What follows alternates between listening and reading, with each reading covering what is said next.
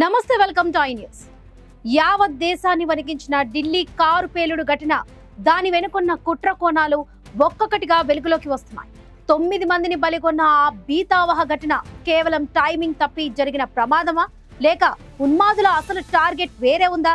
ఇప్పుడు అందరి మధ్యలో మొదలవుతున్న ఒకే ప్రశ్న: కారులో ఉన్న ప్రయాణికులకు బాంబు విషయం తెలుసా? అసలు ఆ పేలుడును ఎవరైనా దూరం నుంచే రిమోట్ కంట్రోల్ తో పేల్చారా? పుల్వామా లింక్ వెనుక అసలు కుట్రదారులు ఎవరు అనేది తెలుసుకుందాం. That's a terrible night.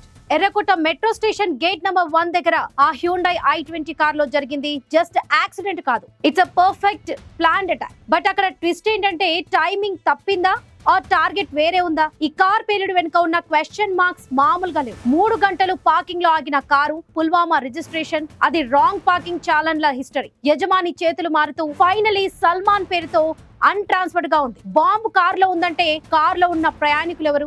వారికి బాంబ్ విషయం తెలుసా? This is the most crucial point. ఒకవేళ బాంబ్ అనుకున్న టైం కన్నా ముందే పేలి ఉంటే రియల్ టార్గెట్ ఏంటి? రద్దీగా ఉండే చాందినీ చౌక్ ప్రాంతంలో సోమవారం సెలవు కలిసి రావడం వల్లే తీవ్రత తగ్గిందా? ముందస్తు దర్యాప్తులో మేకులు, బాల్ బేరింగ్లు లాంటి ష్రాప్నెల్ లేదు. ఇది సాధారణ ఐఈడి కాదు, అంటే ఇది హైటెక్ పేలుడు ప్లాన్ అని అర్థం. రిమోట్ కంట్రోల్ ద్వారానే పేల్చారా అనే డౌట్ స్ట్రాంగ్ గా ఉంది. నైట్రేట్స్, TNT లాంటి హై ఎక్స్ప్లోజివ్ తో రిమోట్ హ్యాండ్ ఎక్కడో దూరంగా ఉండి ఈ ఘాతుకానికి పాల్పడిందా? Delhi special cell NIA teams ఆ రిమోట్ హ్యాండ్ ను పట్టుకోవడమే ఇప్పుడు బిగ్గెస్ట్ ఛాలెంజ్ గా మారింది.